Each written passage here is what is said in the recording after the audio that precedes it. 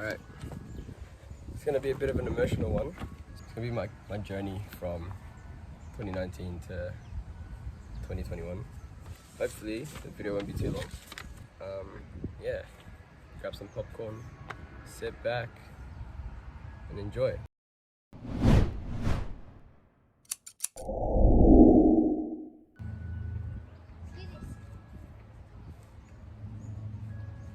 So I kind of need to do exercise just like consistently to be able to stay fit, and it's more like I didn't do that in 2019. Like I just sat at home, barely did any exercise. The year before I was doing soccer, so that was my exercise for the year, and then 2019 was just like nothing, and I didn't really realize my condition dropping, like my health, my lung function, all that, and I didn't really feel any difference either. It was like fine to me. So I graduated, finished school, and I went to Bangladesh.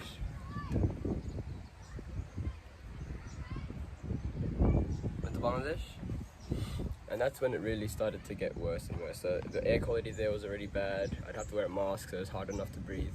And yeah, like I didn't do any exercises 2019, and then onto 2020, I didn't do anything either. So it was just gradually declining, but I didn't really realize. It's kind of like getting taller every day when you're a kid. You don't really realize you're getting taller until you see like photos, or someone tells you after a long time, oh, you've grown. So my health declining, I felt like it was normal. I kind of saw it as like, whatever. So Bangladesh, 3 weeks, no exercise, walking, running up the stairs a couple times, and that was it. I just didn't like to sweat, I was overseas, meant to enjoy my time there. And then we went to Saudi Arabia to do Umrah. Even there, I didn't do any exercise. All we did was just like, walk around, walk to places. It got harder to walk, let alone jog or run, because I was getting unfit. My lungs weren't able to keep up to the demand I would have put if I ran. And then once we got back to Australia, I started hitting the gym, get my fitness up, started hitting the cardio here and there, but it was unmotivating. I just didn't feel like doing it. It was more like a pastime, just to go to the gym, kill some time, hour and a half. I was starting to get into work. I was meant to start getting paid as well. I wasn't getting paid, I was just training at the time. This is around end of Jan. My fitness was down, I'll get it back up. Didn't feel like much of an issue. And then start of Feb, I went in for the appointment at the hospital. I was like, alright, let's go see what it is. And I did a lung function test, the usual, whatever they do, all the tests and stuff, just because I came back from overseas and stuff. And turns out, it came out a lot lower than what I thought it would be. I wasn't expecting it. I'm not gonna drop any numbers, so I did a lung function test before I went overseas, which was like December, end of November-ish, and then 3 months later, so Feb, did it again. And in that time, it dropped about 20%, which is a lot. I mean, I dropped 20% in about 2 years, which is a long time. But now, dropping from whatever it was to 20% lower in 3 months, it was a lot to take, and I didn't realize at the time until the social worker, because I see like everyone in one day, like dietitians, doctors, social workers, everyone. The social worker was like, you know what this means? Because they work with CF patients and stuff, and they were like, this means lung transplant. I got into the car and it really hit me. Like, this is the start of the end of my life. I'm trying my best not to cry, just thinking about everything that just went wrong in such a quick time. So after the appointment, they told me that I need to come in for a tune-up, which is like a hospital admission, 2 weeks to see what's going on. And I told them, yeah, like give me a couple of days. I think they gave me 3 or 4 days to prepare to come in. And then in that time I was like, you know what, I'll do some research. So I started researching into lung transplants, success rates, failure rates. If anything, I was scaring myself. I used to laugh at transplants. and I was like, it's never gonna happen to me. But now I got to a point where it's on the cards for the doctors, and they're gonna think about that as one of the options. And the whole concept of lung transplant scared me. Open up your skin, your ribs, taking out your lungs, both of them, putting new ones in, and then hoping that they work, because it's all that foreign organ stuff. There's a lot that can go wrong, and everything that I researched just made it even more scarier. And I was petrified. I was so scared.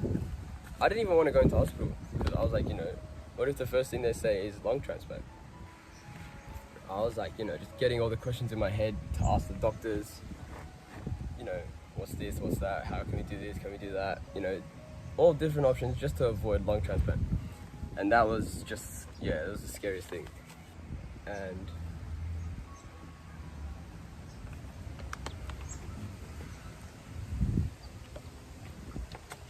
there was always, every time I went in, I was like, I'm happy, I was fine. There's nothing to be scared about back then. It was just a tune-up, go in, come back. This time was the scariest. Like, I don't know how I was gonna cope. I just wanted to go home, and I think my parents knew that. And they were like trying to take me out to dinner or lunch, wherever they could, they were happy to take me anywhere. And they knew, even though I wanted to go home, I wasn't in a good position to go home, because this is like the lowest I've ever been health-wise. It got to a point where I was struggling with mental health, and I never thought I'd even get to this point with anything. Through year 12, a lot of people did, and I was like, I was fine. I thought, it can affect people. I didn't think it would happen to me.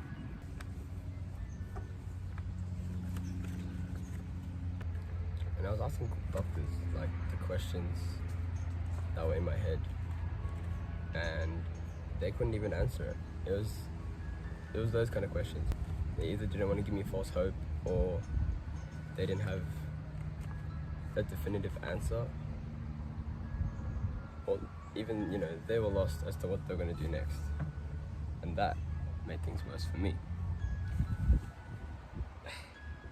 because I felt like even the doctors were losing hope. And if they lose hope, then what hope do I have? And they tried almost everything. There's so many different things they tried in those 2 weeks. It got to a point where I had to see the psychologist. Baba!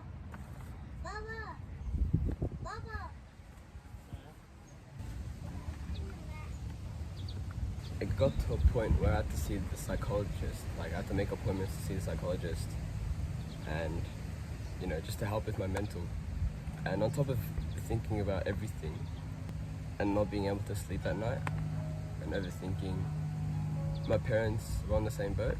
They were thinking too far ahead, and they were crying for me, they were praying for me. I couldn't have done this without them. But I saw how it made them feel, and they looked at me, and then they overthought. So in order to help them the best I could, I showed it how I really felt. Even if I was feeling at my lowest, which I was, this is probably the lowest point in my life, I made it seem like everything was fine. I was laughing, smiling whenever they were around, and I was telling them that the only reason my lung function was down was because I just didn't exercise enough, and a bit of exercise will fix that. And it was at this point in my life where I really understood what mental health was. Before, I only understood theoretically how it made people feel, and I didn't really get like the empathetical kind of side of it. Sympathetic, I don't know what the word is, but I don't really understand like how it felt to a person, because obviously theory is just generalized, and everyone feels different.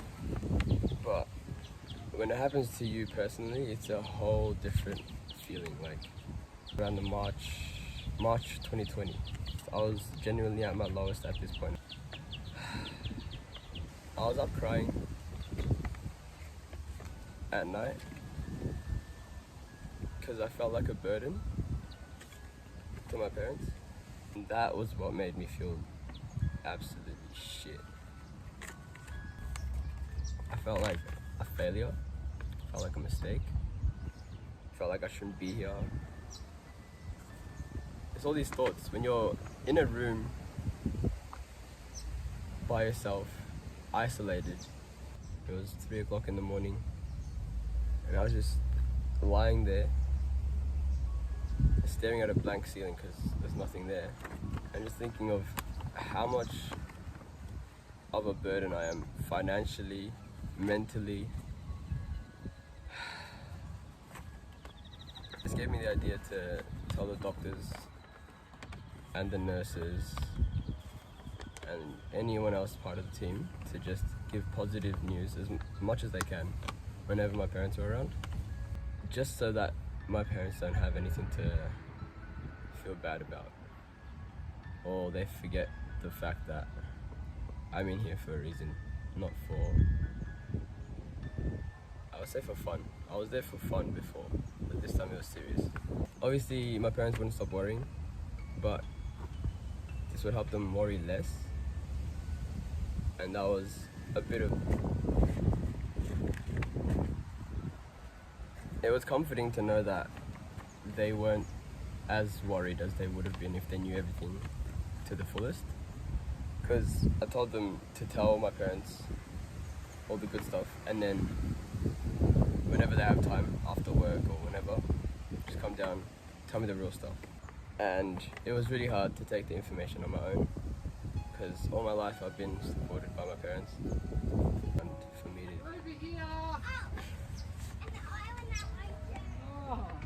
and taking this information on my own with no real support, obviously it's all really raw, and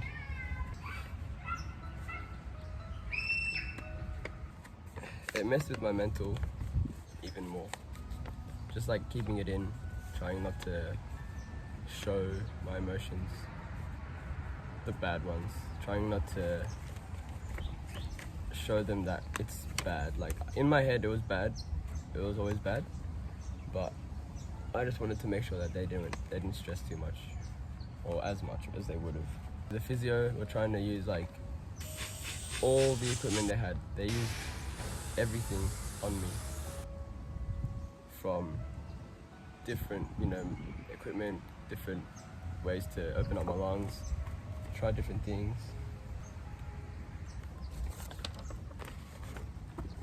And the doctors were trying all antibiotics, medicine, therapy, everything health-wise to try and get my lungs even a bit better. It was to a point where even staying consistent would be good enough for them. And to make things worse, I always asked them, what's next? They're running out of options. They're running out of options to try. It's raining. And that's where I felt like this decline is the end of, it's just gonna keep going down.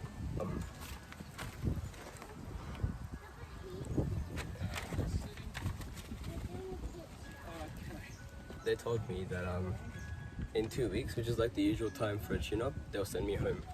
And to me that was amazing news, because I just wanted to go home. But at the same time, with me overthinking, I just thought they lost hope and they're gonna send me home to have quality time with my family until the end of my life, or whatever time I had left, because they'll be like, we tried, and that's it. It got to a point where I had to start seeing a psychologist secretly. Like before my mum knew, but this time I had to be secretly. And I like white lied to my mum, telling her I'm gonna go down to eat or meet a friend or anything to just like make sure she doesn't come with me. And I was diagnosed with borderline depression. And this really hit, because if this is what borderline felt like, imagine what people with actual depression are going through, and I have a soft spot for them in my heart now.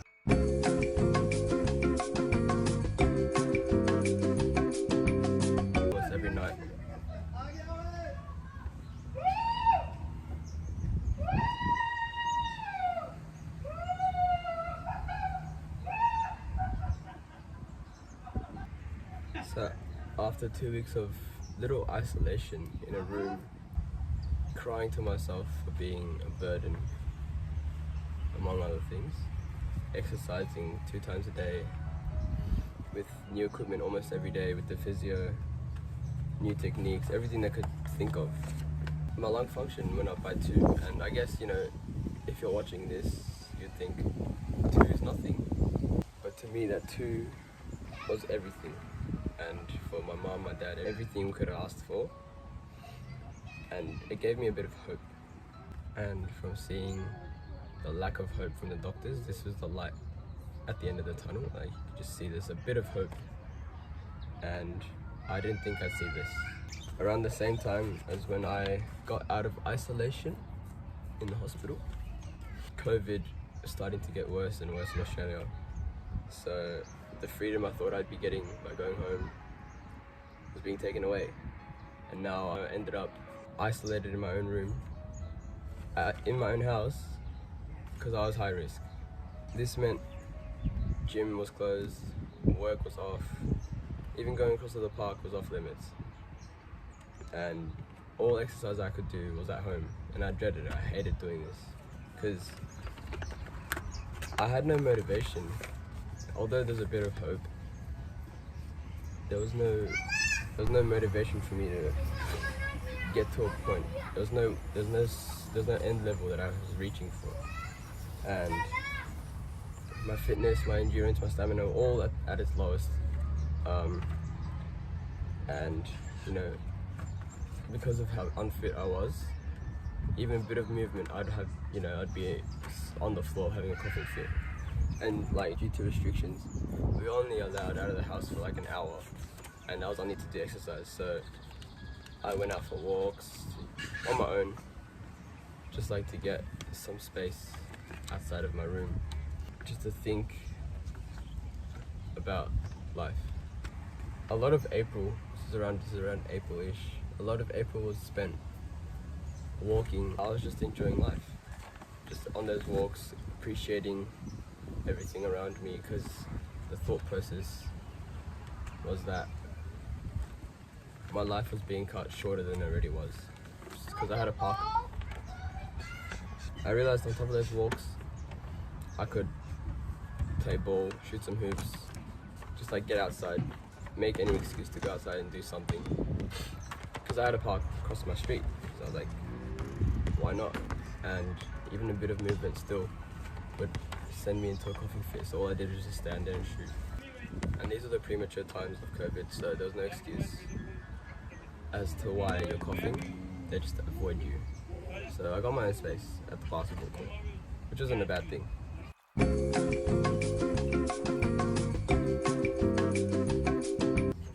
And then came May, and the restrictions were eased, and myself, my brother, my 2 family friends were just at the park, playing basketball here and there, or at my park, or wherever was easy for us. The restrictions were 5 people per group, so we couldn't get more than that, so we had 4 people, 2v2 kind of thing going. And my fitness wasn't the greatest at this time still, so I was struggling to keep up with everyone else, but I felt useless, so I was doing my absolute hardest. And the feeling of letting my teammates down was what kind of drove me, because I'd either sit down and just watch, or I had the choice to play. Papa, Harry can come down.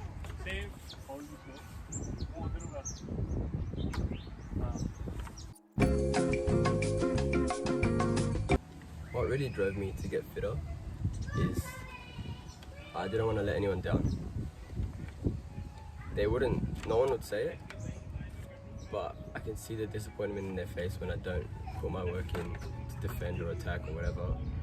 And that kind of just kept me going, because I hated disappointing people. I just didn't want to. I hated seeing that I was the reason why they were disappointed, or why they lost, or why they, couldn't do this or whatever. And this became my routine from May to August, just constantly playing ball, keeping, you know, the restrictions in place, we just made sure we stuck to those too. It was playing with others that made me get fitter and stronger, because I just didn't want to let anyone down. This is around winter time, so it was so hard to get outside. It was really cold, and it was that kind of time where I had to stay home and do, like, you know, treadmill or do any high intensity stuff at home. I don't think I worked as hard as I would have if I was with other people playing ball. That probably made things worse for me. You know, my progress kind of went back down. Fast forward to September, I went back in. The cases weren't as bad, so they were allowing people to go into hospital, people that were like urgent. And I go in to do my checkup, and my lung function barely even got up. I don't think my lung function even got up after that. It was almost the same as March, and I couldn't even blame my fitness at this point, because I did all I can, and obviously it wasn't enough. And this is when I probably started to believe that it's not fitness, it's not anything, it's really my lungs that have a problem, and there's no going back from here. But I was also in disbelief.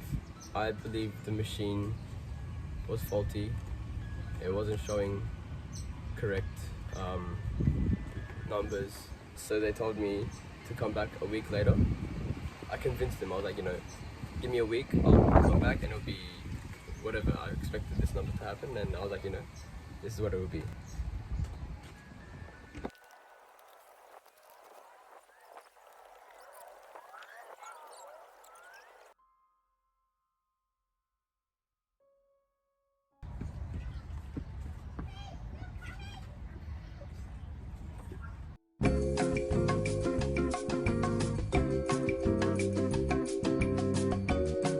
I went back in a week later, and they were expecting to go up by 10, and then they would let me go home, but it only went up by 2, so 2 days later I was back in hospital, like towards the start of October. And same procedure, 2 weeks, all that stuff, but it wasn't that bad at this time. It was like, at this point I was like, what, how can it get worse? On top of my lung function being down, I was breathing really fast when I was asleep, so that brings my oxygen levels down somehow. And it got to a point where they were really concerned about how fast I was breathing while I was asleep. They wake me up during the night, and they chuck on an oxygen mask, and I didn't even know this was a problem because I was just sleeping through it. But I guess being in hospital, it's like the nurses and stuff always there, they found this as well. So they tried an oxygen mask, and then overnight they gave me this thing that goes up my nostrils with like 2 little prongs, and apparently it's meant to help me breathe. It didn't work, or I just always breathe, because there's something in my nose, I'd breathe through my mouth. So they tried a whole mask. It was like a whole mask I'd have to keep on while I was asleep, just to help keep the oxygen levels up and keep the breathing rate down. And you know, 2 weeks later they sent me home, and they gave me this machine which I'd have to wear every night. It covers my mouth. Honestly, I didn't mind it. A couple of days later I was like already out of it. I just didn't want to have this, but you know, it just helped me breathe better, so I had to do it. Fast forward to November-ish, December, playing ball almost every day, competitively at the park, and you know, my fitness levels were as high as they've ever been for a while, and I was feeling good. Lung function numbers were back to decent numbers. Could be higher, but got to be happy with what you have. Going back to the gym consistently because restrictions are gone now, and yeah, the goal now is to just sweat more and more every day, and the journey continues.